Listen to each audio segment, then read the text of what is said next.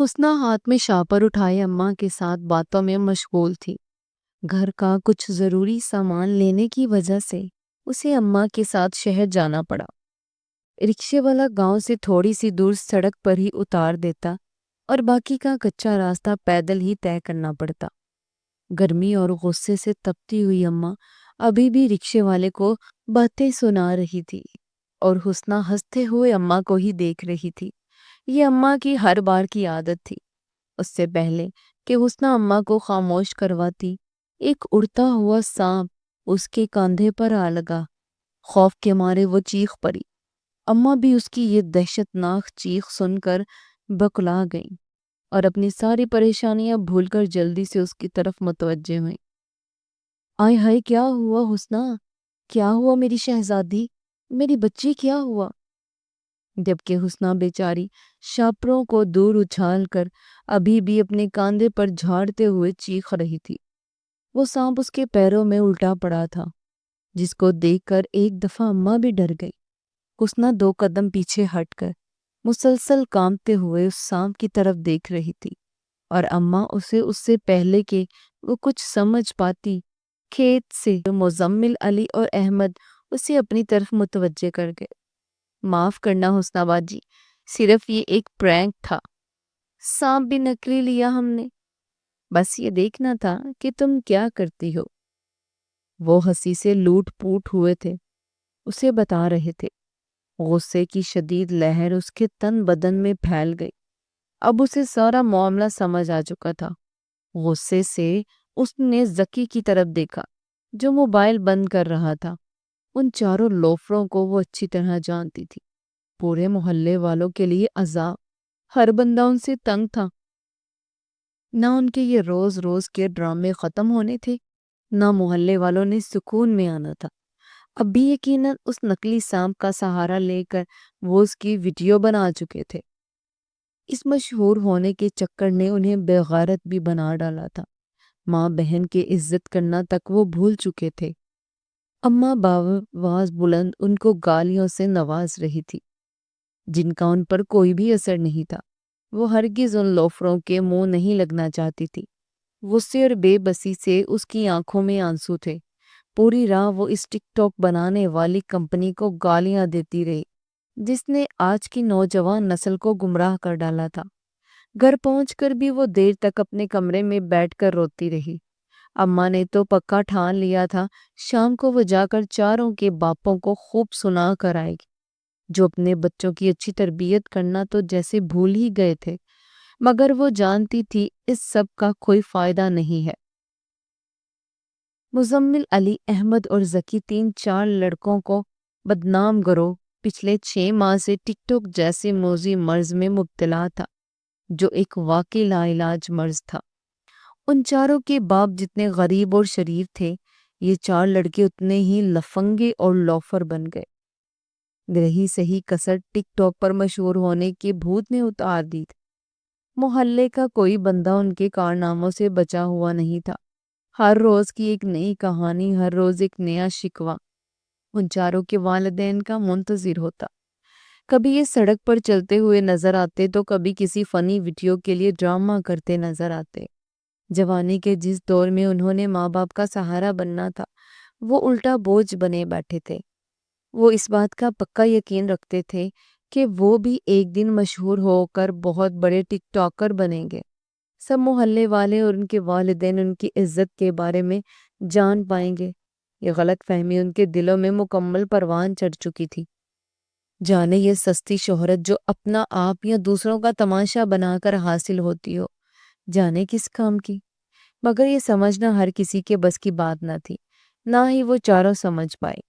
اپنے ماں باپ کی عزت کا تماشا بنا کر، ان کی تربیت پر انگلیاں اٹھوا کر، وہ اس بات کا ازالہ چند دنوں کی شہرت اور اس شہرت سے حاصل ہونے والے چند پیسے سے ادا کرنا چاہتے تھے۔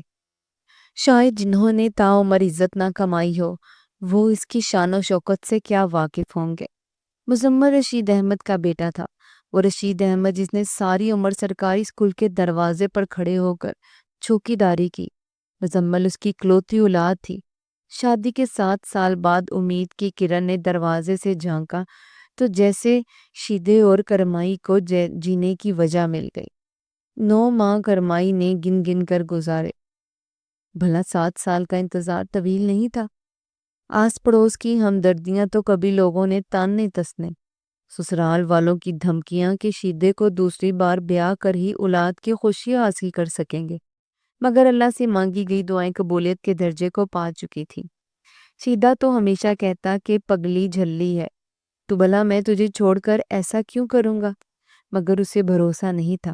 اولاد تو ہر ایک کی خواہش ہے اور ہر ایک کو چاہیے۔ اب اس کی زندگی کی ہر خواہش کامل تھی۔ گنے سے مزمل کے رونے کی آواز پہلی بار گھر میں گونجی تو ان کے ساتھ کرمائی اور شیدے کی بھی پلک نکل گئی۔ خوشی کے مارے رونا آ گیا، شکرانے کے آنسو گالوں پر بہہ نکلے۔ بچپن لاڈ پیار میں گزارا، جو خواہش منہ سے نکلی پوری ہوتی گئی۔ شیدہ کبھی کبھار ڈانٹ دیتا تو کرمائی کی جان حلق میں اٹک جاتی۔ اسکول جانے کی عمر ہوئی تو اسکول بھی بھیج دیا تاکہ پڑھ لکھ کر اچھے مستقبل کو حاصل کر سکے۔ یہاں پر اس کی دوستی اس کی کلاس کے 2 لڑکوں علی اور احمد سے ہوئی۔ علی چچے سلیم جبکہ احمد چچے خادم کا بیٹا تھا۔ کچی پکی کلاسوں سے ہوتے ہوئے وہ 5 جماعت میں پہنچ گئے۔ یہاں پر ان کی دوستی ذکی سے ہوئی اور یوں ان کا گروپ مکمل ہو گیا۔ وہ چاروں ہمیشہ اکٹھے کھیلتے پاتے تھے، چاروں کے شوق ایک جیسے اور چاروں من مرضی کے مالک تھے۔ پڑھائی میں بھی وہ زیادہ تیز نہیں تھے۔ مزمل اور احمد پھر بھی کچھ نہ کچھ پڑھ لیتے، مگر دوسرے 2 آواروں نے یہ بھی زحمت نہ کی تھی۔ سادہ لو ماں باپ بھی یہی سمجھتے رہے کہ اسکول میں ان کے بچے پڑھ لکھ کر ان کے بڑھاپے کا سہارا بننے جا رہے ہیں۔ اسکول سے واپس آنے کے بعد وہ گاؤں کی نہر کے پار چلے جاتے اور وہاں پر شام ڈھلے تک کھیلتے رہتے۔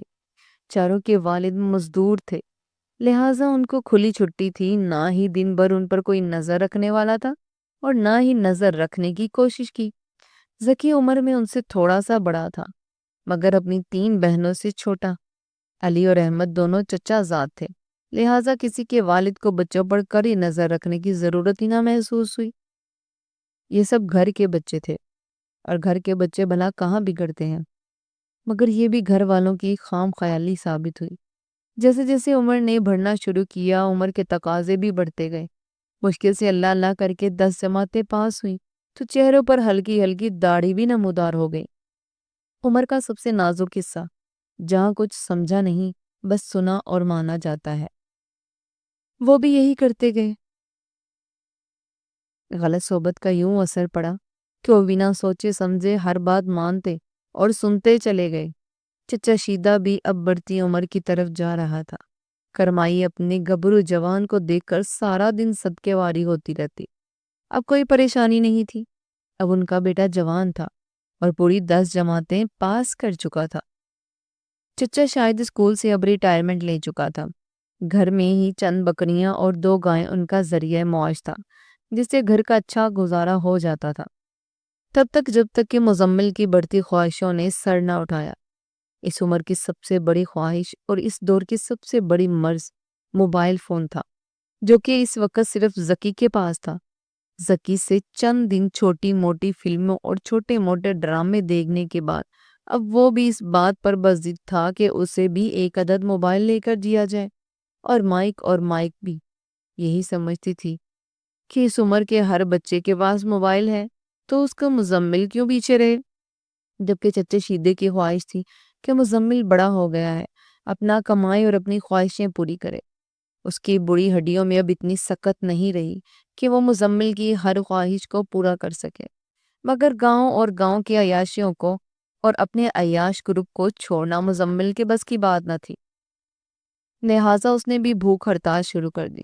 ایک ہی دن میں مائی کی جان پر بن آئی اور مجبوراً چچے شیدے کو اپنی 2 بکریوں کی قربانی دینی پڑی۔ اس شام مزمل کے ہاتھ میں بھی ایک بڑا موبائل تھا، وہی موبائل جس کے وہ آئے روز خواب دیکھتا تھا۔ موبائل آج کے دور کی بڑھتی ہوئی مانگ ہے، مگر کہتے ہیں ہر چیز کے فائدے کے ساتھ ساتھ اس کے نقصانات کو بھی مد نظر رکھا جائے۔ یہ چیز لوگوں کے لیے باعث عزت ہونے کے ساتھ ساتھ باعث ذلت بھی ہے۔ جس چیز کو جس طور پر استعمال کیا جائے وہ ہمیں وہی چیز فراہم کرتی ہے۔ لوگوں کے لیے یہ اب رابطے کے ذریعے سے ہٹ کر عزت کا ذریعہ بن چکا ہے۔ جس کے پاس جتنا بڑا اور مہنگا موبائل، وہ اتنا ہی جانا پہچانا اور معزز انسان ہے۔ مگر حقیقت تو یہ ہے کہ اس کے فوائد کے ساتھ ساتھ اس کے نقصانات نے بھی دنیا میں تباہی مچا رکھی ہے، اور پھر رہی صحیح کسر اس میں موجود ایپس نے پوری کر دی، جن کو بنانے کی ضرورت آج تک سمجھ میں نہیں آئی۔ موبائل کی سب سے زیادہ ڈیمانڈنگ ایپ ٹک ٹاک ہے، جس نے لوگوں کو تباہی کے دہانے پر لا کھڑا کر دیا ہے۔ لوگ صرف سستی شہرت کی خاطر اپنا آپ بیچ رہے ہیں۔ گھروں میں باعزت طریقے سے رہنے والی لڑکیاں اب ٹک ٹاک کے گانوں پر گنگناتی ہوئی نظر آتی ہیں، اور ان پر تھر تھڑاتے ہوئے جسموں پر جچتی ہوا زدہ نگاہیں پڑتی ہیں۔ یہ ٹک ٹاکرز کے لیے اتنی ہی عزت کی بات ہے۔ لطف اندوز ہونے کی حد تک تو یہ ایک بہترین ایپ تھی، مگر یہ لوگوں میں ایک نفسیاتی مرض کی طرح داخل ہو گئی ہے۔ آج کل کے دور میں ہر دوسرا بندہ خود کو ایک بڑا ٹک ٹاکر تصور کرتا ہے۔ جب مزمل نے موبائل لیا تو یہ کیسے ممکن تھا کہ وہ ٹک ٹاک جیسے مرض سے دور رہتا؟ لہٰذا اسی شام ذکی نے اسے ٹک ٹاک انسٹال کر دی۔ باپ کی محنت کی کمائی کے ہزاروں روپے وہ پیکجز پر خرچ کر کے دن رات ٹک ٹاک دیکھنے لگا۔ ٹک ٹاک نے ان کی دماغوں پر ایسا اثر چھوڑا کہ ٹک ٹاک ہی ان کا اٹھنا بیٹھنا کھانا پینا اوڑھنا اور بچھونا بن گئی۔ باپ کا نازوں سے پلا ہوا بیٹا ٹک ٹاک پر برباد ہو کر رہ گیا۔ وہ چاروں بھول چکے تھے کہ ان کے بوڑھے ماں باپ اور ان سے وابستہ دوسرے افراد انہیں یہ ضائع ہوتا دیکھ کر کس قدر دکھیں گے۔ اب روزانہ کی ویڈیوز کا سلسلہ جاری تھا۔ کبھی وہ ناچتے ہوئے ویڈیوز بنا رہے ہیں تو کبھی کچی سڑک پر پاؤں سے پاؤں ملا کر چلتے ہوئے، کبھی کسی بزرگ کے ساتھ ان کا پرینک چل رہا ہے تو کبھی کسی کو تنگ کیے کھڑے ہیں۔ گاؤں کے لوگ ان سے بے حد پریشان تھے۔ ان کی دیکھا دیکھی گاؤں میں دوسرے بچوں نے بھی یہ تقاضا شروع کر دیا تھا۔ لوگوں کی شکایتیں آہستہ آہستہ ان کے والدین کے گھروں تک جا پہنچی، اور وہ سادہ لوگ ہر بار ہی ان سے معافی مانگ کر ایک بار پھر بیٹوں کو سمجھانے لگ جاتے۔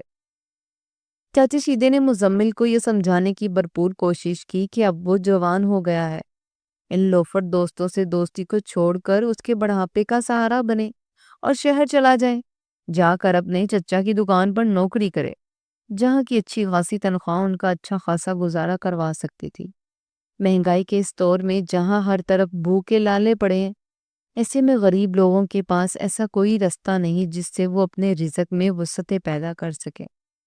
چاچے رشید نے ہر ممکن کوشش کی کہ اسے اس گروپ سے دور کریں، مگر کاش یہ کوشش پہلے کی ہوتی۔ اب اس کے ہاتھ سے وقت نکل چکا تھا اور مزمل اس دلدل میں پھنس چکا تھا۔ وہ چاروں اب ٹک ٹاک پر مشہور ہونے کے چکروں میں تھے۔ ایک بار مشہور ہو کر وہ اس محلے کو اپنی اہمیت کا احساس دلانا چاہتے تھے۔ ان کے مطابق دوسروں کو تنگ کرنا، دوسروں کی عزت نفس سے کھیلنا بالکل بڑی بات نہ تھی۔ یہ بس ایک کھیل ہی تو تھا جس سے چند لمحے انہوں نے لطف اندوز ہونا تھا، اور ان چند لمحوں نے ٹک ٹاک پر ان کی فین فالوئنگ کو بڑھا دیا تھا۔ آج کے فین فالوئنگ تماشا بین مگر کہا کرتے ہیں کہ تماشا دیکھنے والے ایک دن خود بھی بڑے تماشا بن جاتے ہیں۔ آج بھی انہوں نے حسنہ کے ساتھ یہ پرینک کیا تھا، جس کا انہیں ذرا بھی افسوس نہیں تھا۔ حسنہ خالہ شیما کی بیٹی تھی، عمر میں ان چاروں سے بڑی۔ خالہ شیما تو خود 20 مرتبہ ان کی بدتمیزیوں کا شکار ہوئی تھی، مگر حسنہ کا یہ پہلا موقع تھا جب اسے یوں سرے راہ ذلیل ہونا پڑا۔ یہ کیسا پرینک تھا جس میں نہ کسی کی عزت کو دیکھا جائے، نہ کسی کے احساسات کے بارے میں جانا جائے، محض چند لمحے کی خود غرضی دکھا کر اگلے سے معذرت کے چند بول دے۔ یقین کریں معذرت کے چند بول کبھی بھی عزت نفس یا دی گئی عزت کو واپس نہیں لا سکتا۔ حسنہ کافی دیر اپنے کمرے میں بیٹھ کر روتی رہی۔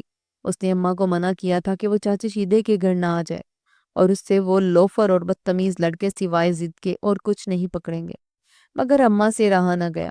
اماں نے جا کر مزمل کے گھر میں اچھی خاصی سنا دی۔ پچھلی گلی میں اس نے باقی تینوں کے گھروں میں بھی جھانکا، اور چاروں کے والدین کے پاس صرف شرمندگی اور بے بسی کے علاوہ کہنے کے لیے کچھ بھی نہ تھا۔ چاچے شیدے نے بے بسی سے چار پائے پر بیٹھی کرمائی کو دیکھا۔ یہ سب تمہاری ڈھیل کا نتیجہ ہے۔ میں نے تمہیں لاکھ دفعہ منع کیا کہ اسے اس قدر ڈھیل مت دو، مگر تم میری سنتی کہاں ہو۔ شیما کے جاتے ہی شیدہ کرمائی پر بھڑک اٹھا، اور بیچاری کرمائی اولاد کے بگڑ جانے پر بس آنسو بہاتی رہ گئی۔ اس نے بھی تو یہ دن خواب میں بھی نہیں دیکھے تھے۔ وہ بھی تو چاہتی تھی کہ اس کا مزمل ایک اچھا انسان بنے۔ شام کو وہ گھر آیا تو چاچی شیدے نے اس سے دریافت کیا، وہ تو بس ایک پرینک تھا، ابا اور حسنہ باجی کو ہم نے بتایا بھی تھا کہ تو بے عزت ہو گیا۔ مزمل تیری عزت اور بے غیرت مر گئی ہے، اگر تیری کوئی بہن ہوتی تو اس کے ساتھ بھی یہ پرینک کرتا۔ میں کہتا ہوں چھوڑ کیوں نہیں دیتا اپنے آوارہ دوستوں کو۔ ابا کا یہ لیکچر روز کا تھا، لہٰذا اس نے سنی انسنی کر دی۔ حسنہ پر اس بے حد غصہ تھا۔ حسنہ خالہ شیما کی بیٹی تھی اور خالہ شیما ان کی ہمسائی تھی۔ بڑی دو بیٹیوں کو رخصت کر کے اب خالہ شیما کی ساری توجہ حسنہ پر تھی۔ حسنہ اکثر و بیشتر بخار میں مبتلا رہتی۔ گاؤں میں لڑکیوں کے زیادہ پڑھے لکھے ہونے پر پابندی تھی، لہٰذا مدرسے میں سے چند کتابیں پڑھنے کے بعد حسنہ گھر کی ہو کر رہ گئے۔ مدرسے کی ان چند کتابوں نے حسنہ پر گہرا اثر چھوڑا۔ حسنہ ایک دیندار لڑکی تھی۔ وہ گھر میں چھوٹے بچوں کو قرآن مجید پڑھاتی، اپنے برقع اور چادر کا خاص اہتمام کرتی اور اس کے علاوہ نماز روزے کی پابندی کرتی۔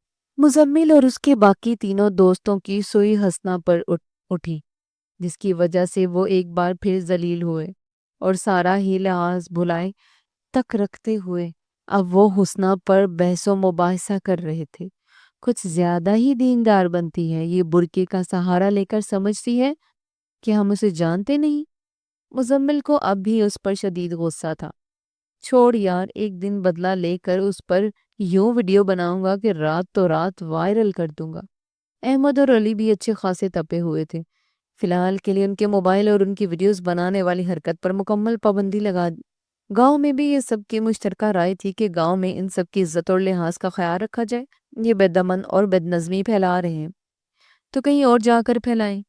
سو بہتر یہی تھا کہ کچھ وقت کے لیے اس سب سے کنارہ کر لیا جائے، یا یہ تھا کہ کچھ وقت کے لیے کوئی مناسب کام ڈھونڈ کر کام شروع کیا جائے اور اس کے بعد اپنے مشہور ہونے اور شہرت پانے والے خواب کو پورا کیا جائے۔ اس بات کو پایا تکمیل تک پہنچانے کے لیے ذکی اپنے باپ کے ساتھ مویشی سنبھالنے میں مصروف ہو گیا، جبکہ باقی تینوں صوبوں گاؤں سے باہر موجود ایک پولٹری فارم میں چھوٹا موٹا کام کرنے لگ گئے، مگر ویڈیوز بنانے کا اعلیٰ بھوت ابھی بھی ان کے سر پر سوار تھا۔ آخر ایک مشہور ٹک ٹاکر جو بننا تھا، مگر پھر بھی ان کے والدین کافی حد تک مطمئن تھے کہ چلو کچھ نہ کچھ کام شروع کیا۔ سب سے بڑھ کر یہ بات کہ کسی نہ کسی طرح یہ گروپ تو الگ ہوا تھا، مگر ہمیشہ کی طرح وہ سادہ لوگ اس حقیقت سے بے خبر تھے جو صرف انہی کے ذہنوں میں موجود تھی۔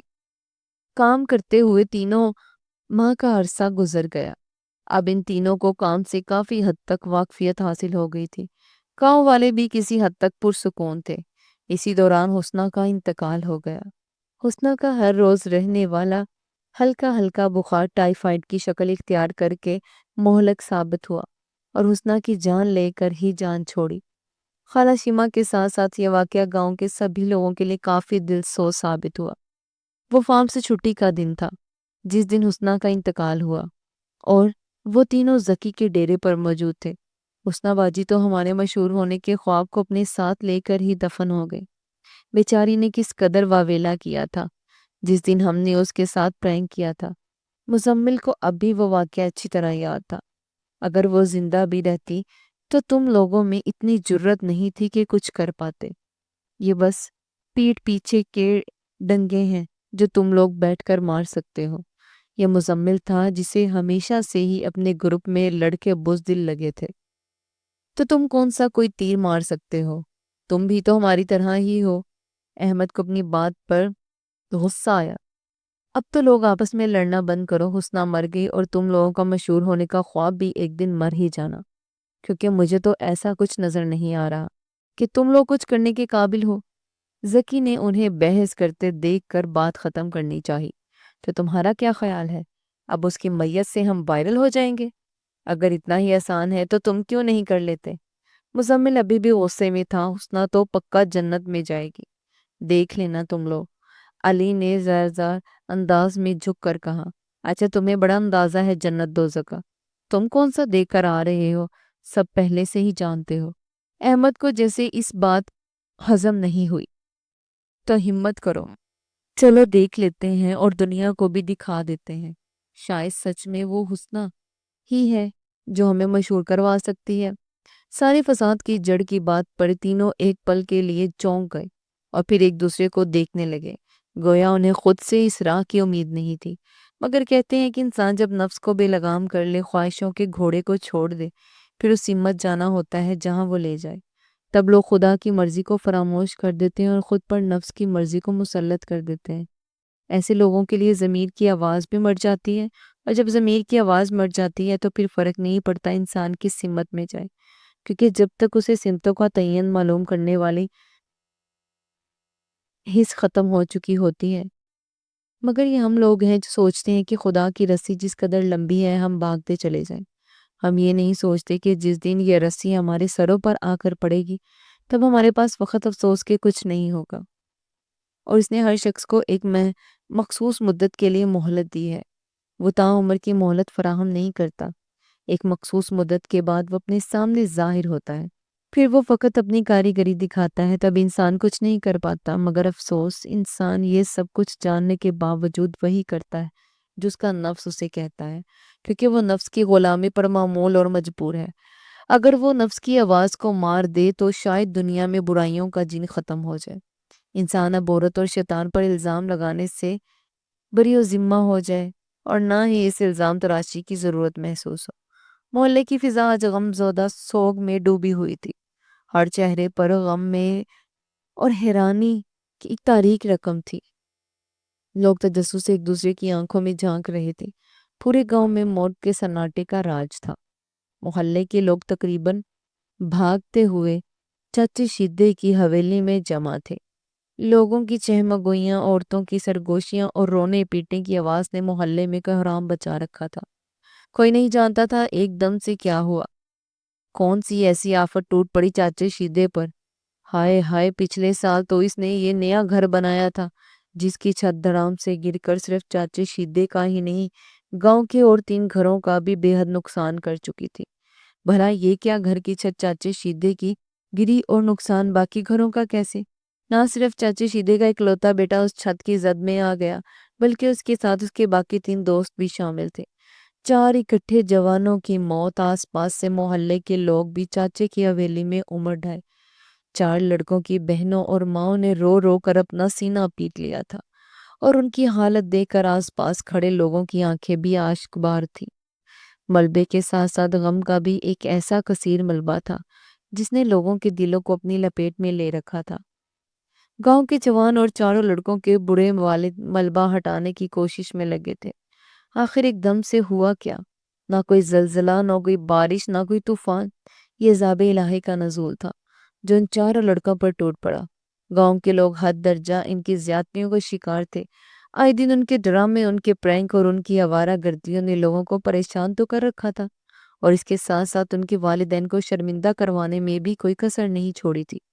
مگر لوگ ہمیشہ ان کے لیے ہدایت چاہتے تھے، موت نہیں۔ مگر جو راستہ انہوں نے اپنے لیے خود چنا تھا، اس سے کیسے وہ پیچھے ہٹتے؟ قدرت نے پھر وہی راستہ ان کا مقدر بنا دیا۔ کاتب تقدیر نے وہی راستہ ان کی تقدیروں میں لکھ دیا۔ ملبہ ہٹانے کے بعد جو ملا وہ سب ناقابل برداشت تھا۔ ان 4 گھروں کے لوگ چیخ چیخ کر رو رہے تھے۔ عین جوانی میں اس طرح ظلم سے بھری ہوئی موت، خدا کی پناہ۔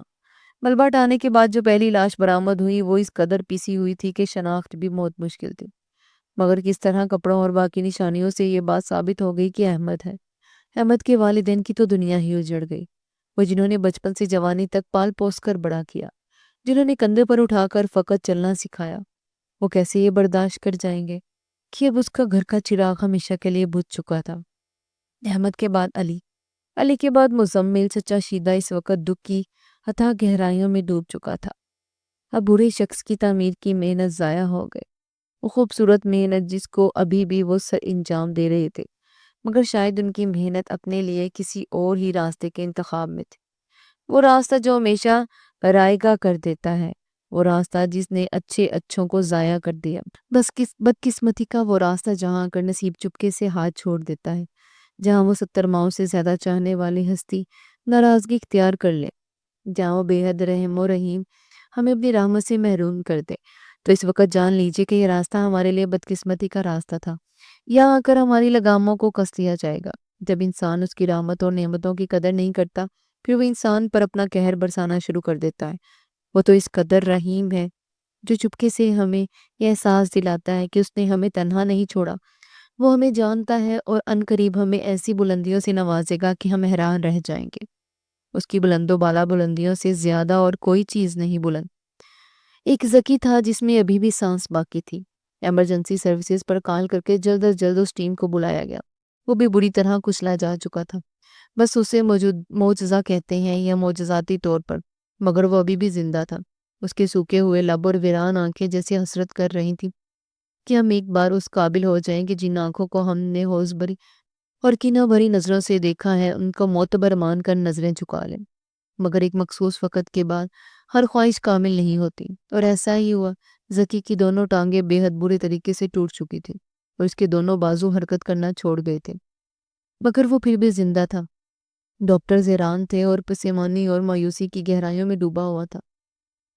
ڈاکٹر سے مخصوص وقت نکال کر اسے اپنے پاس بٹھایا اور اسے گزشتہ باتوں کو یاد کروانے لگا، مگر ہوا یہ تھا کہ جب بھی وہ بات کرنا شروع کرتا تو ایسے لگتا گویا وہ بات نہیں کر رہا، کوئی اسے کوڑے لگا رہا ہے۔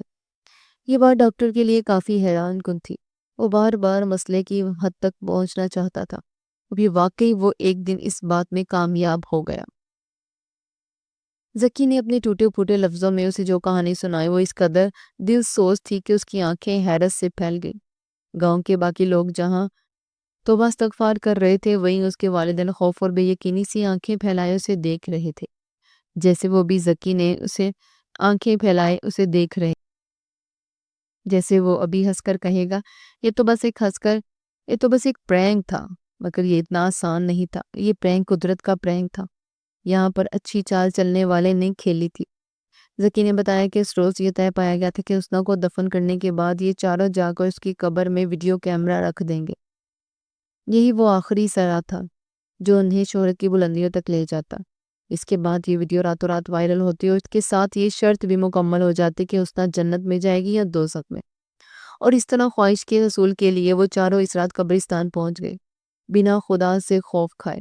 انہوں نے خدا کے کام میں دخل اندازی کی اور قبر کو کھود کر کیمرے اندر رکھ دیے، اور صبح سویرے جا کر وہ کیمرے اٹھا لیے۔ پھر وہ تینوں چچے شیدے کی چھت کے نیچے جمع تھے، اور گھر جیسے چچے شیدے نے ریٹائرمنٹ کے بعد تعمیر کیا تھا، کامیابی ان سے چند قدم کے فاصلے پر تھی۔ وہ خوش تھے اور انہوں نے اپنے منصوبے کو کامیاب ثابت کیا۔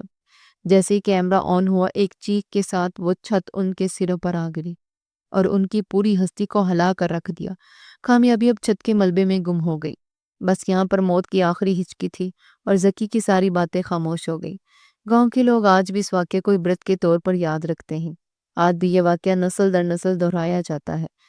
کاش اتر جائے تیرے دل میں میری بات، کامیابی وہ ہے جو خدا دیتا ہے، کامیابی وہ ہے جو خدا داد صلاحیتوں سے حاصل ہوتی ہے، اور کامیابی وہ ہے جو ماں باپ اور والدین کے حکم سے حاصل ہوتی ہے۔